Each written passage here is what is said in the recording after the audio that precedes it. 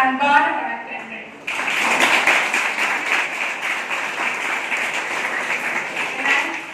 ஜல்லிக்கட்டு காலை அப்படின்னு சிரிப்பு வருதா? ஜல்லிக்கட்டு காலை ரொம்ப சுறுசுறுப்பா இருக்கும். பார்த்திருக்கீங்களா? டிவில எல்லாம் பார்த்திருக்கீங்கல்ல?